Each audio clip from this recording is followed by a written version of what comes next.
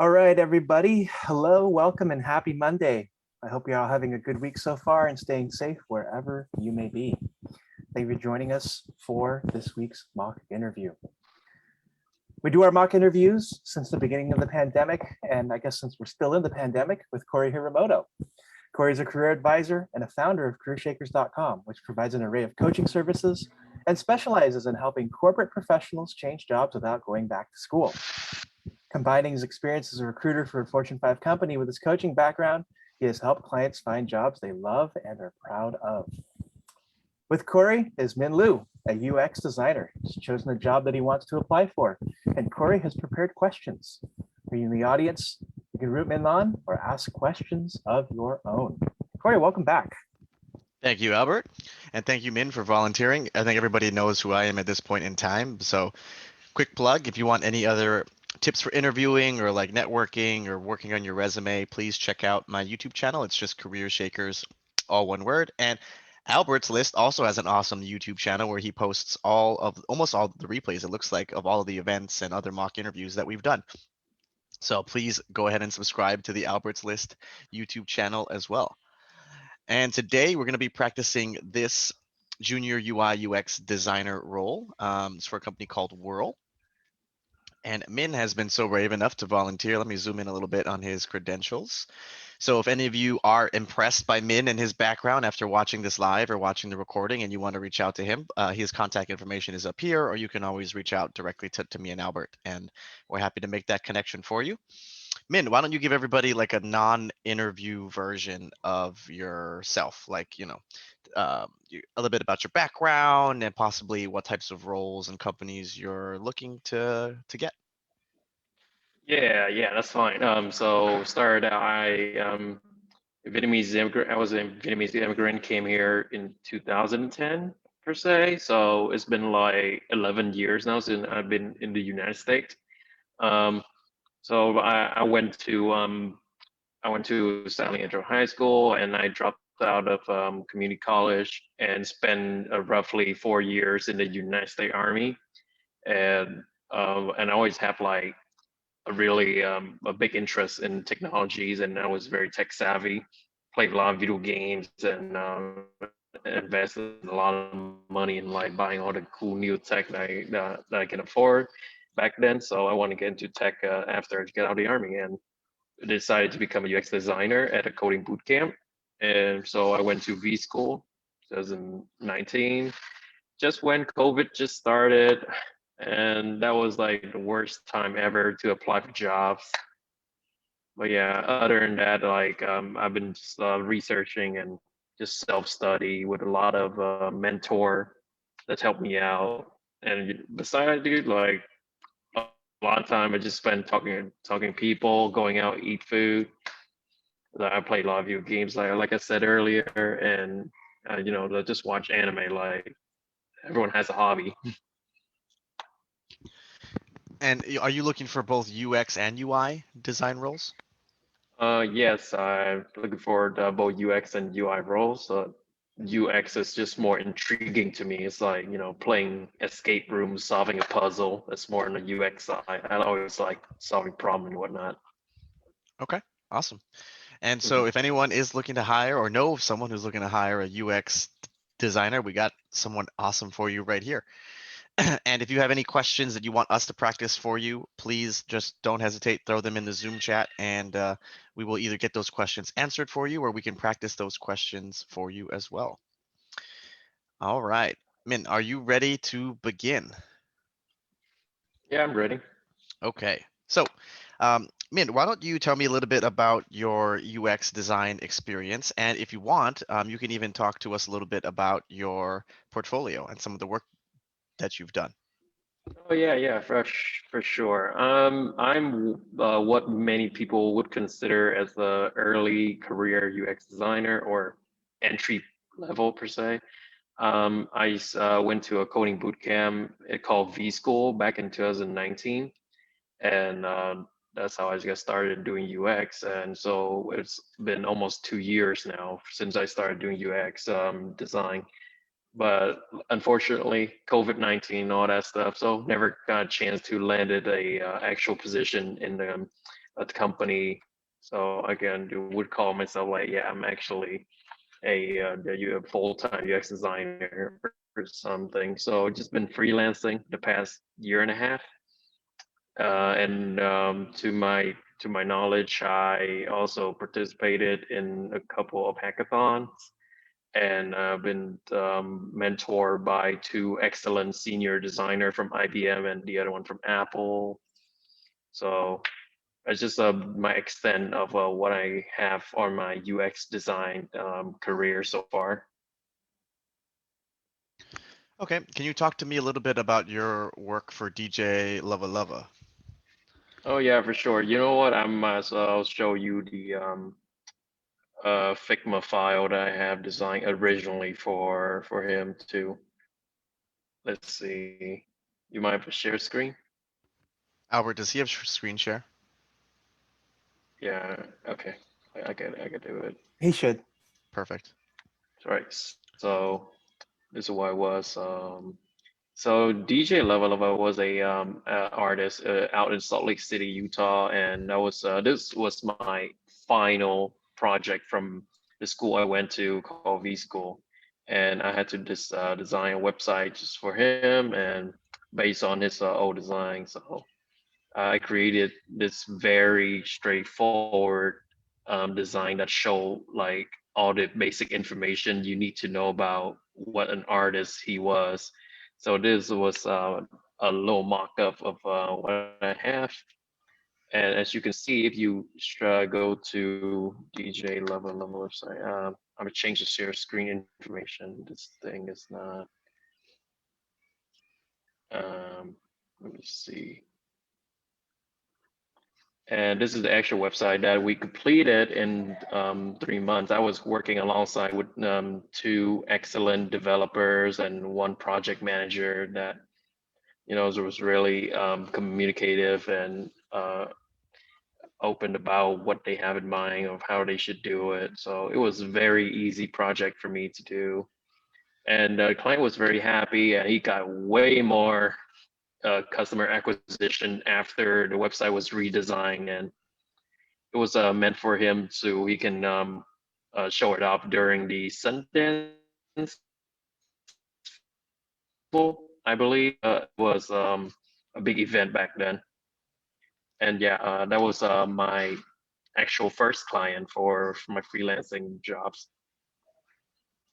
Awesome. And are you still doing work today? Because your resume says until present.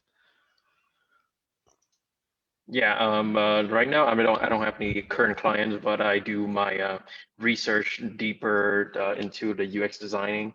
So as you can pull up to my portfolio, I believe I give you a link to my portfolio, right? Or this I should include in the resume too. Yep.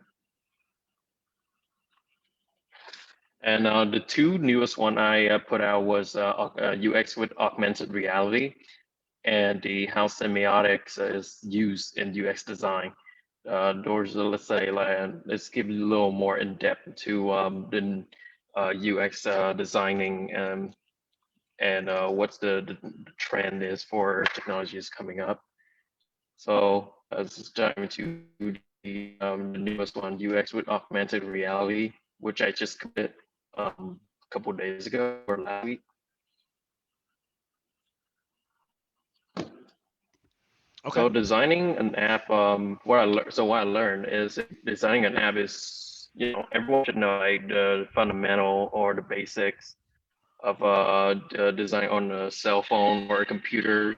But when it comes to augmented reality, it's a more intricate and is more complicated process, even though they use the same fundamental, but there's more go into it.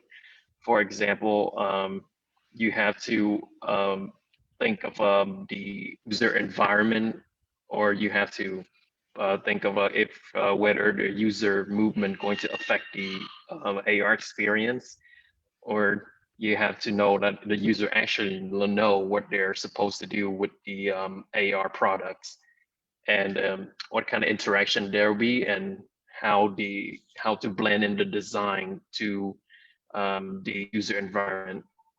It's It's a very intriguing topic that I always got myself into, and like a little couple of mock-ups in the UX with augmented reality case studies about what you can do with the AR in the different application and different application that the user could use. Okay, got it. Do you want me to share screen or just you got No, it? no, I'm good. So, on the interview answer itself, so I think it's really good how you covered your experience. You talked about where you got your certification from and kind of some of the projects that you've done. That's really, really good. And then how you kind of explained how your concept was applied into the actual website. And then most importantly, you talked about how it yielded results, right, for your client. More leads, more opportunities for them. So overall, I thought everything on that field, on that front, was really, really good. I think some things to include in your pitch itself is talking about, or I should say, like kind of tailoring it for the role itself. So Whirl is an app. So I would have loved for you to talk a little bit about maybe what you learned from V School in terms of like designing for an app, right? Also, I want to hear a little bit more about how you worked with your client, DJ Leva, right? To take in some requirements. Maybe you had to do a few iterations of a few designs. Maybe how you pushed back a little bit to make some recommendations, and how your recommendations led to a really great outcome. Things like that, I think, would be a nice touch to add into the Oh, overall okay. story itself, right? And I guess for Yeah, I for do have clues, a right? Like couple experience. you can always just look at the job description and kind of just pull um, little snippets of what they would want to hear in some examples, right? So this is always like a nice place for folks to get a good understanding of what they might want to talk about. Go ahead. You were saying? Yeah, I do have a couple experience of suggesting the clients or suggesting whoever I'm working with of what to do and implement a whole new way of working to our organization before. So yeah. And then one other thing that I just want to point out, I know this is a mock interview and this is not related to the resume, but as you wrote your resume, it looks like you are employed by DJ Leva, and you put December 2019 into present. So as a Mhm. recruiter, I read this that as you are a UX designer employed by DJ Leva, and you're still working with or for this person. And so just be prepared for questions around this, because that's kind of what the resume says. And then in your story, you mentioned how this was a school project which led into a client, and then your work was completed, I believe is what you said. So just be kind of mindful about how this is written. Mhm. Okay, let's see. I think we have a question in the chat. Aha, yes. Albert, this is like our go-to question for designers. So, Min, in your opinion, what makes a good design and what is bad design? Okay, so it's very hard to tell which is a good design and a bad design, and it just like it really depends on what the purpose of the design is. If the design's like, hey, let's say the UI look very nice, it's a showcase like a very nice animation or whatnot, like what's the purpose of it? Like, let's say it's just showcase something to a clients, and the client like, oh yeah, you have the ability to make things look nice. Then okay, well the design is great because it's completed the purpose of showcasing what client wants. But if the design is to have a better engagement from the user, and let's say the user like, hey, it's not like they think it looked nice at first, but or like over time it's just like overloaded the user interaction and they don't know what to do, or they just lost the engagement into an app, then that design considers bad. And it's really depends. So what I'm trying to say is depends on the purpose of the design. Okay. And then a follow-up question would probably be, what if your client doesn't know what good design or bad design is? How would you advise them? Oh, this is would go back into like the onboarding with the user, like how to make sure the user know what they're doing. This I'll say a lot of company they also have this fundamental, such as Apple. When the iPhone first came out, and people still really intrigued and new to the all the technology they put out on the little small device and what kind of interaction they can do and all that. But over time, get used to it, and they now it's like normal for all the phones to have like the same kind of interaction on just like the 2007 iPhone. I'll say is that you had to do a lot of usability testing, and a lot of decision that a tough decision had to be put out from user research and usability testing to know that what is good for the user. They also it could be when something new comes out, there's always um, questions, and there's always a lot of uncertainty of whether it could work or not. So it's personally, I think it's a very tough call for every single organization to make, like whether the user could understand a product or ever make it a thing or not. So yeah, that's my answer. And Okay. All right. mhm, So the first part I think is very true, right? It all depends on the purpose of it. It just depends on what the client or product team is trying to get out of a design. That part is absolutely correct. And mhm, then the second part of the question, right, is I'm sure it happens all the time where the client may not know what good versus bad is. And so they may mhm, be asking you to design something that doesn't fit the purpose, right? And so hopefully you're able to push back and explain why, you know, if they want to do this, it's probably like you can do it, but it won't really help them because if they want to, I don't know, generate more leads to their advertising funnel or something like that, but they want to create a video that does something totally different, or add a video or some or create a design that you would be able to explain that.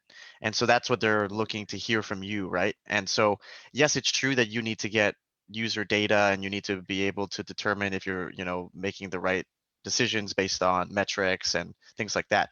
But in those situations, you don't have that data, right? Like there could be a very critical decision that needs to be made by the mhm, client and that you're going to need to influence them to do so, and you don't have the time to say, oh yeah, okay, we can do that, and then let's look at the data and see if you're correct, right? There's going to be some times where you're going to just need to tell them, right, no, we probably should not do this because X, Y, and Z, right? mhm. Yeah. Okay.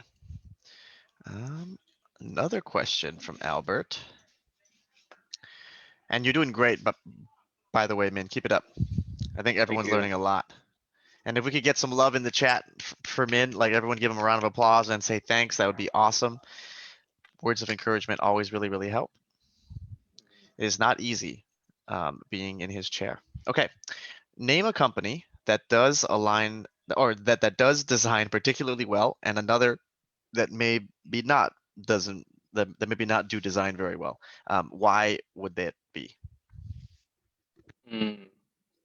I can think on top of my head, there's plenty of company I can think of that does design very, very well, but bad design, I somehow don't have any in my list. But let's say for good design, for example, I'll say Apple has very good design from their products, mostly the tablet and the iPhone. Right now, in the tablet, iPad is definitely dominate every Android tablets out there, and it's because of their simplistic design and over how many years now? Since 2007, that'll be 14 years, 14 years of using their Apple products. People by now they are used to like all the intricate setting that the iPhone give to the users, and they translate it very well to the tablet that they put out to on the iPad.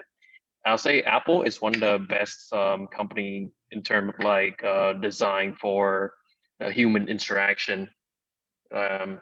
For bad ones, so let's see which one I really hate. Okay, I hate the new Facebook design. They trying to way too many things, and there's always new changes, and their apps. Okay, the UI look nice, but I don't get the reason why you should have a 3 different way to access Messenger from the home page, and it's overloaded on the screen. That there's too many things to look at, and I can just focus on the news feed, especially on the web page itself, not the web page. Um, yeah, but I don't like how Facebook put out their design, because there's too many things happen at once on the web browser app, and is for me, who I got a little ADHD, so I cannot just focus on whatever Facebook's put out right now. But yeah, I that's opinions. And so if you were hired as a UX designer for Facebook, how would you fix that design, but still enable the same features? This definitely I had thought of. Uh, so so this thing, mini interaction, or put more, Facebook, they trying to do many things at once, but this is very simple. Just most of the functionals, uh, functional tab into one separate tab that you can access later. So I'll put this just to group a lot of elements on the web page together at once, so the user can access them when they choose to, and give the user the ability to those tabs of what to include or what not to include in there. It's hard for me to explain it like without showing you guys, but this is probably on my next case study of redesigning Facebook. But yeah, just group them into one whole tab, like what Google did. Google has a lot of products like Google Mail, Google Sheets, um, Google Docs, and Google Drive. They group them all into one app button that you can access right on the top right corner of from your home screen on Google Chrome. That's what Google did, and I think Facebook could do the same, and to minimize more things to look at on their home screen on the web page, and have the user engagement more on the news feed instead of looking at like a 5 element at the same time. And oh yeah, one last thing, Facebook can get rid of the messenger bar right in the corner, the corner right of the screen, because there's already like a tab separately just for messenger. I don't see the point of having a whole messenger group, but that's just my personal opinion. This also require more usability testing too, and I don't have all the data. Of course, I don't work at Facebook to have all the data for that, but that's just my personal opinion. Awesome. Very good. So I Mhm. like how you were able to walk through that example. You were very thorough. Obviously, you've thought about this a lot, and your example makes sense. Even Judy agrees that your solution does make sense. It's a little too cluttered. Now, the only thing that I would change to make this answer a little bit better is I would customize it more for the role itself. So this is an app, right? So I would have loved to hear you talk about apps that Mm, have really great design, because they're not going to care that the iPad is very well designed, right? Because they're not designing hardware. They're a mobile app. And then when you mm, talked about how Facebook's, desktop browser, etc., right? Again, they're like, well, I mean that's great, Min, but we're a mobile app. mhm, So if possible, I would take that context and then try and use those as your examples, right? And I'm not a designer, but I would assume that designing UX for a mobile app is a little bit different than than designing UX for a desktop browser, right? So I'm sure they might be thinking the same thing when you give your answer, even though it is very good.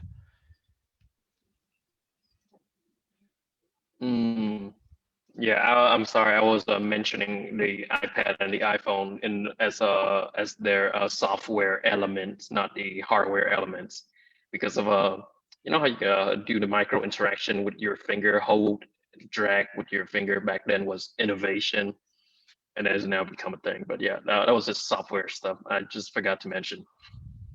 Okay, no worries, no worries. And then I think there's a question on Facebook Live. I don't have my other computer. Um, Oh yeah, I'm not on Facebook. I don't see it. Albert, I don't have my other computer up for the Facebook Live. Do you mind copying and pasting it? I'll type it in. Keep going. Cool. Thank you. All right, let's try one of my questions here. Okay, Min, of the work in your portfolio, which one are you most proud of and why? Oh yeah, the most proud of I would say the Duolingo translator project. So this was the project that I work all by myself. Well, the first project I worked all by myself. All I gotta do is just find a feature or a function that Duolingo doesn't have and incorporate it into the software. And back then, 2019, I don't know about now because I don't use Duolingo. I discovered Duolingo doesn't have a translator, even though it's a learning app for people who want to learn a different language. So I did a little user research of like what Duolingo does to have like user engagement on their software, and I also did the research on different translator that people actually use in IRLs and in everyday life. And so I came up with the translator that had the function to use AR technology to sign or to translate maybe something you read on paper you don't understand, and the function of a direct translation per conversation using microphone. And I designed a UI for what's it called, a mail hub that you can send help to different certified language learner on Duolingo to learn maybe a slang or a dialect that you don't understand from a certain part of that country language you're trying to learn. Because like language is very hard to learn, like just any language in general, because they're different dialect and you cannot just directly translate it to a literal translation. And there's slang coming to it, and there's a whole history behind the language. So you can send help to a real user and have the real user to verify if your learning is correct or not. And yeah, that's what one of the thing I created on the prototype you can look at on my case studies. But I'm really proud of this project because English is my secondary language, and back then I did not know like a lot of English slang, or I did not get like what the other kids in class talking about because of the language barrier I had when I was in ninth grade. But I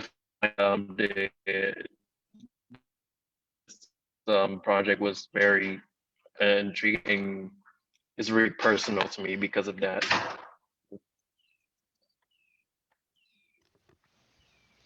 Awesome. Very good. Very, very cool. I think a lot of the work you did in this is really impressive too. Thank you. Yeah. So I like everything you talked about. I like how I like number one, the story behind it as well as to why you chose this. I think you talked a lot about the product itself and why it would be valuable and how it would potentially work. I think one thing you're also going to want to talk about, and I'll go down to here, right, is the actual design itself. I would love for you to explain to me why you chose to like structure it in a certain way, right? Why it's set up this way, especially since it is a design role. I would love for you to have explained your thought process behind that, right? And if the answer gets too long, then you can cut out some of the part about the product itself, right? Like why it would be helpful, et cetera, et cetera. I think people know why it would be helpful to have a translator, right? So if your answer becomes too long, I would cut some of that out and focus more on the actual design itself, because that's what they would be hiring you for, right? And so, and this looks really sleek and really clean too, really simple, easy to use. But I would love for you to explain some of that to me as to how you came up with these designs, right? And the workflows, I think is what it's called, right? Like how the user will navigate through certain functions and things. Yeah, that would have been great too to hear, because I think a lot of this work is really, really good. Thank you very much. Long story short, I just try my best to fit the design into the Duolingo app without people like, hey, is that even there before? Like it's trying to blend it into the Duolingo app. So that's all the design is focusing on, blend it into the existing software, and is to bring on a whole new function to the software at the same time. So that's why I got a design up.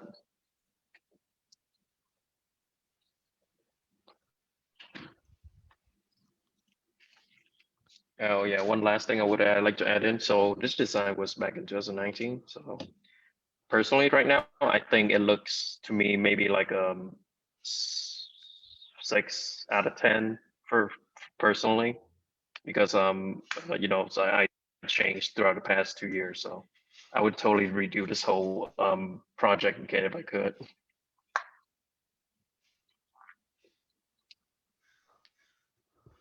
Okay, got it, got it. Awesome. Oh, okay, Albert say why I chose those colors. So but let's say, so if you see the red and blue, they're two opposite colors on the color chart. One is a cool color and one's a hot color. I just think like there's no number one, number two language. So let's say number one language English, number two language something else. Color is a better option to divide it into two different languages. Is to speak like the difference and to help people connect like to different languages at the same time. And one last thing is fits in with the whole design of the software Duolingo back in 2019. Okay, cool. Thank you, Diana, for the feedback and question on Facebook. Albert was kind enough to copy and paste it in there. I'm trying to understand, I guess, the question. I think what you're saying, and correct me if I'm wrong, is you want me to ask a question about how Min works with clients and designs it when um Oh, well, if people want to know how I work with clients, um, so I have a lot of experience working with a team. And what I usually start with some solo clients, I just want to know what they want to do, what the purpose is, and what their expectation is. Because a lot of time, the expectation is not what they real that doesn't match their they want to do. Like DJ Lava Lava, for example, his expectation was, hey, I want my website to look like a whole different website, and I say, okay, cool, let's keep that. I'll keep that in mind, and then I went back and opened my what's it called, sticky note and pens. You know, all the UX designer, they love sticky notes. So and I show him like, hey, this is your purpose, and this is what you want to do, but what you expect, your expectation is doesn't match with like the website you're looking at. It doesn't match your style, doesn't match with like what you're trying to show your audience. So this is what I suggest you to do. Will you agree with me or not? It's okay. But then again, I got to convince him to like change his expectation, and it went well from there. But yeah, that's how my style working with the clients. So what do you do if the client doesn't take your recommendation? Well, I said, well, it's a here's the thing. I will do my design. Let's say after what you want me to do. But if it doesn't work out, unfortunately, I don't know. If it doesn't work out, I'm so sorry about that, and I'll do my best to meet your expectation of what you're trying to do. But I haven't encountered a client that like I'll say that I haven't been able to change their mind yet, or just trying to clear all the unknown or the pain point that they have. All my clients have been so far fantastic and very easy to work with and communicative. So I was fortunate for that. Good. Mhm. Awesome. Let's see here. Okay. Now this question is based off of the job description. How do you Mhm. keep up with design trends and concepts as they are constantly Mm. evolving? So it's a thing about trend. It's a double-edged sword. Trends and they change and they evolve, which is got to keep up with it. But the thing too, they change and they evolve, which means, let's say you come up with a redesign for your current website that match with the new trends. Well, what's gonna happen? Maybe a year later, another trend's coming in and on that. But then again, it goes back way to the very fundamental of UX design. What is the good design? Like I mentioned earlier, does it complete a purpose? Does it meet with the expectation from the user, or give the user engagement? If it does, then okay, well, just minimal changes here and there is fine. Within like the what was called the perimeter, within the perimeter of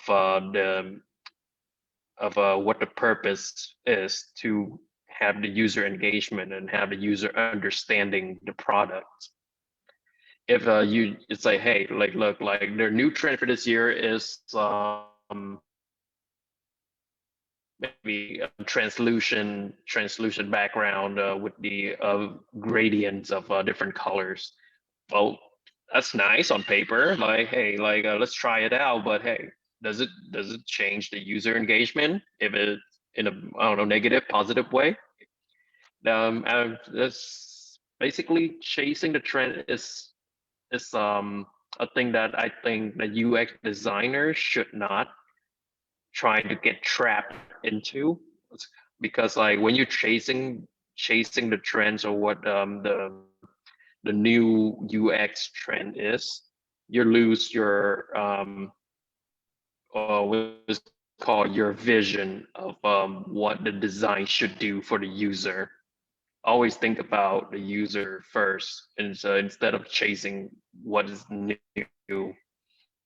but it's okay to add new trend. Always think the user first. Okay. But how do you keep up with these trends? I know you just mentioned like gradient background Mhm. with certain design. So how do you keep Oh up yeah, with them? it's this.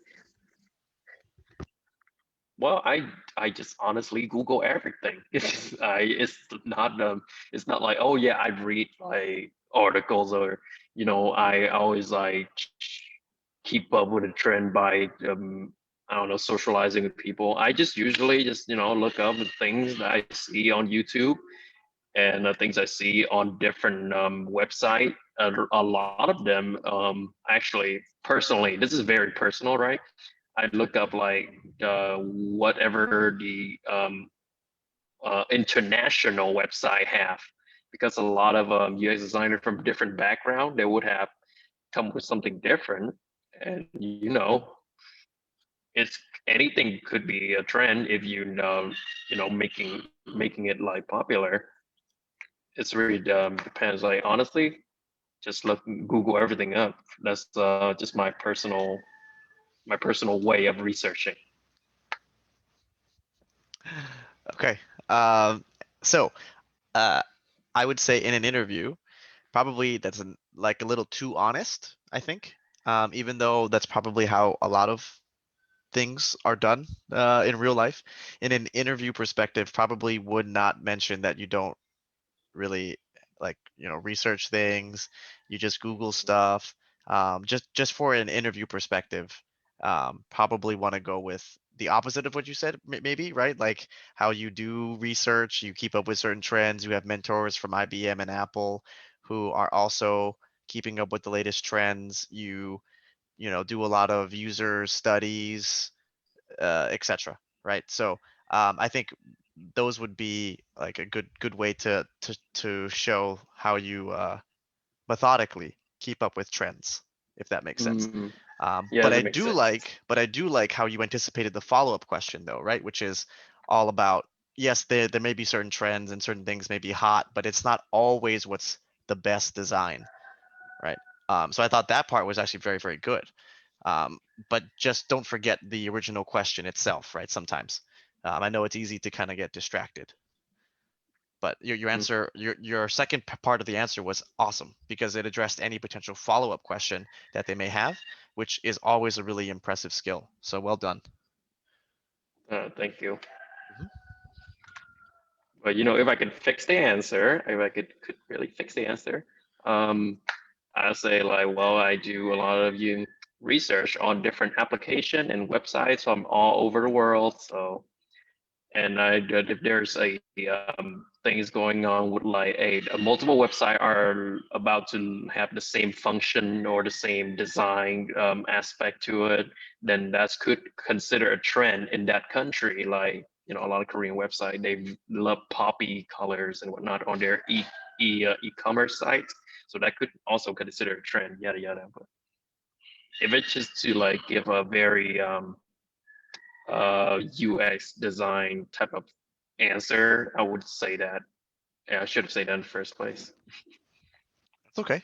Like it's all practice, right? And so you know what the answer is, and it's comes natural to you. So Mm. perfect. All right. So, um, Min, tell me about a time when you had already um, worked on a design for a client and you put out like the initial, I don't know what you call it, design or draft, and then you went back and you edited and improved on top of that design. So tell me about a time where you did that. Let's see. Let's go way back to DJ level. I had like 3 iteration of what it used to be, and based on what my client expectation. And so the first 2, 3 iteration, it was very different. Let me see. You share your. Let me double check the Figma file still have the old iteration of what it used to be. Um, oh no. Okay, unfortunately, I don't have it anymore. It's okay. I So, think on this thing, you mentioned how what it used to look like, right? This is the beginning. oh yeah, yeah. Oh wait, I totally forgot I have my case studies. Oh, it's silly me. Um, yeah, that was his original website before I had a talk with him about like where his direction is, and I created 3 mock up that basically bits and parts of what it is now. I take all those mock-up and I created a whole overarching theme of the website. So honestly, just the top part. Yep, exactly. Okay, there it is. So as you can see, these 3 pictures. That's what my first 3 iteration is. Like, hey, he should have this, so client can book him, and he should have this, so people can know where he's gonna go next. Or you just have a very simplistic design, so people can just like to explore his page a little more in depth. And then I combine all three of these aspects, and I show it off to my client and see what he thinks. He's what does he really say again? I remember clearly a little bit that DJ Lava was very impressed with the work I put in so far, and he just want an overarching theme to match all like the color. Like he likes something poppy, but yet like a little classy. So I just suggest to him what did I suggest originally? Purple and black or orange, black, gold and black. And he's like, you know what? Orange and black is my thing. And like, okay, cool. I'll match your expectation by changing the overarching theme of the website to orange and black and have all the information that the user can just scroll down on one page. That's also very helpful when you're working with two brand new developer fresh out of a coding boot camp, because these developer have a very easy time to create a website when it's all in one setting of the home page. And we just smooth sailing from there, and the website was completed within like 2 months. But yeah, um, that was the time I had to go back and change the design that I had originally planned out with a client. Okay. And so the change you made the second time was changing the colors, correct? Everything else stayed the Yes. same. You just changed the colors. Actually, no. I also changed the font. I also changed the layout of the one page website of how it should looks like. But yeah, that's what I also did. Okay, cool. Now, like the explanation, I liked how you talked about certain concepts there.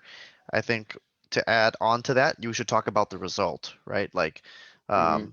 after you made the changes, although they were minor, they ended up having a big impact overall for lead generation and bookings for the DJ.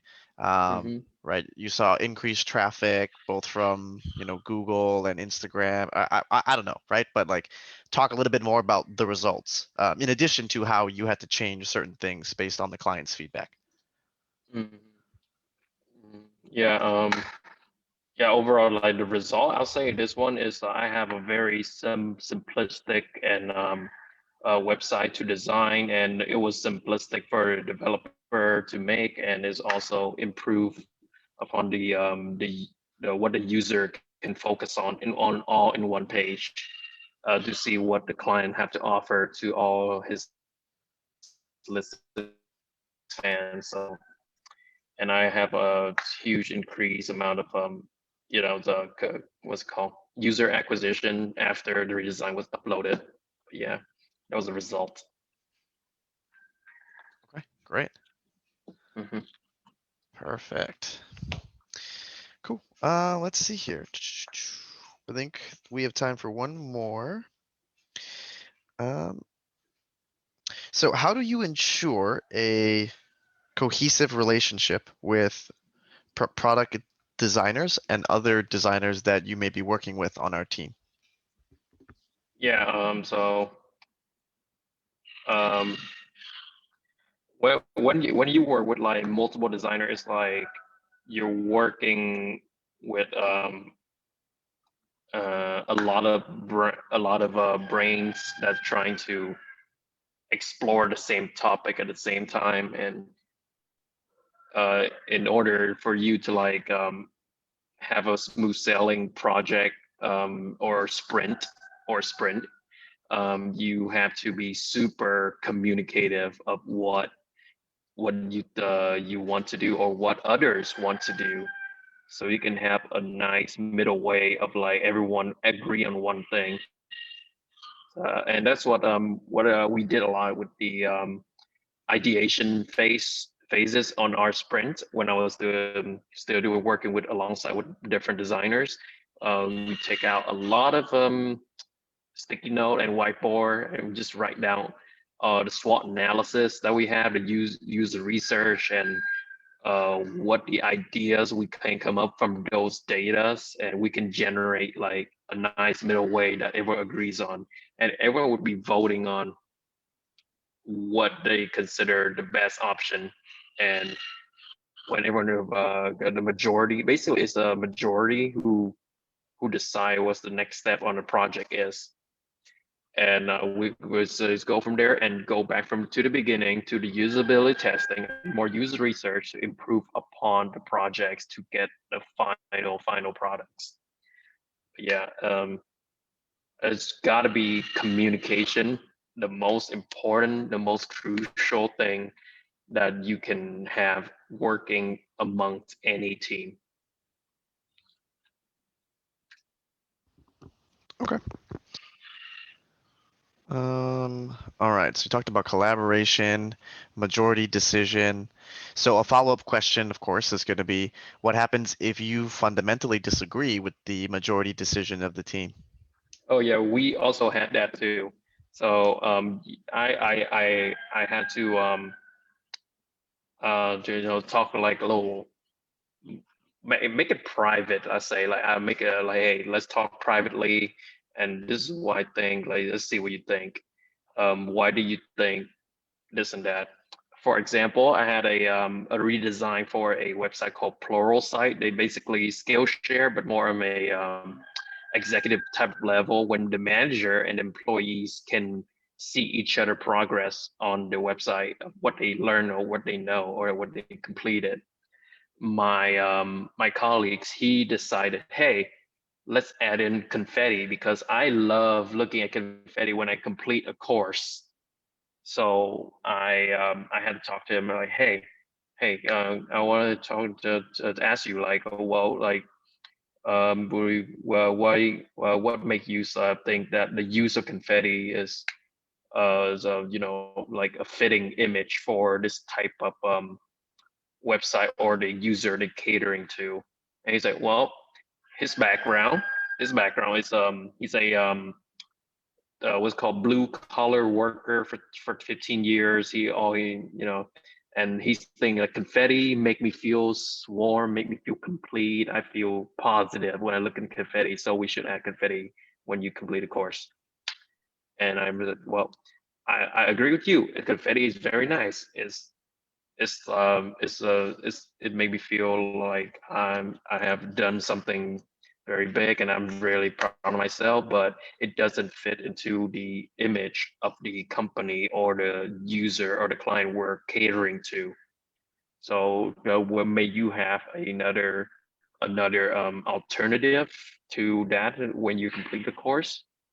And that was a situation was, but I usually have talked privately and I tell them what I personally think from my personal experience and explain my thought process, and they can explain their thought process too. Um, but usually like it's very hard to have like two different ideas go against each other. But at the end of the day, is the answer is whatever the best for the user.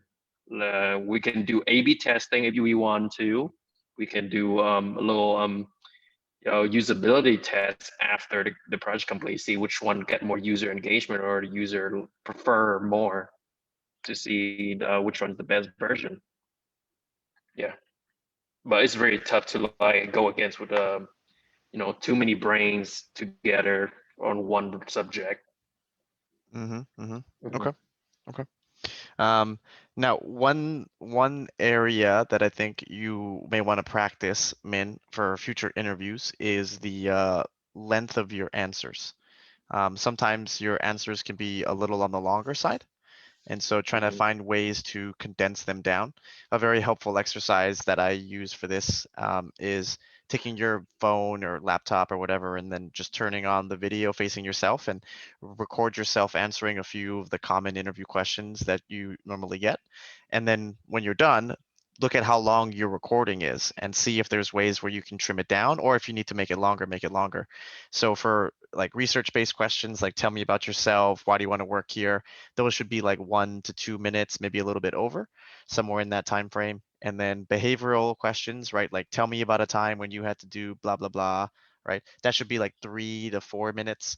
And then any other hypothetical questions, like I think one of them was how do you like to work with how do you like to work with, or how do you ensure a productive relationship with product designers or other team members? That's more of like a hypothetical type question.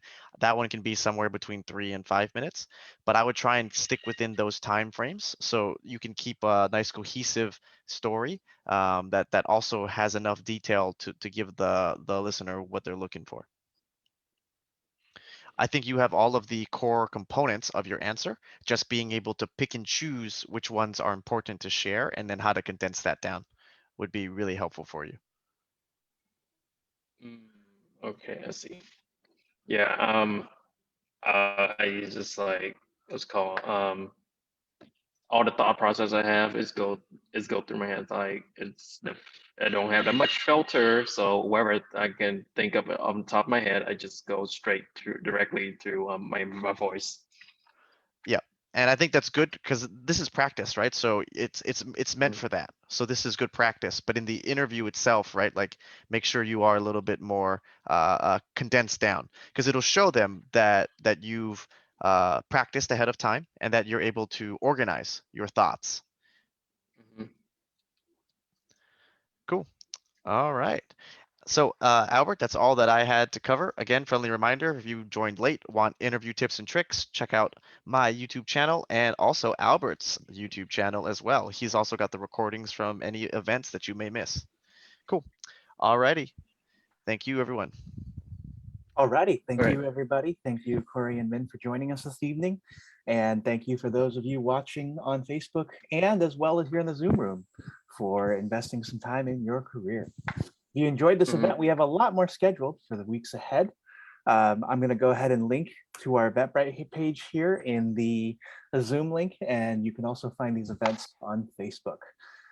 These events include everything from the upcoming Great Resignation that we have going on all the way down to a LinkedIn training that we have later this Thursday. Hope you can RSVP and we'll see you there. Have a great night, everybody, and we'll see you next week. And if you want to do your own mock interview, reach out to me, and I look forward to hearing from you soon. Good night, everybody.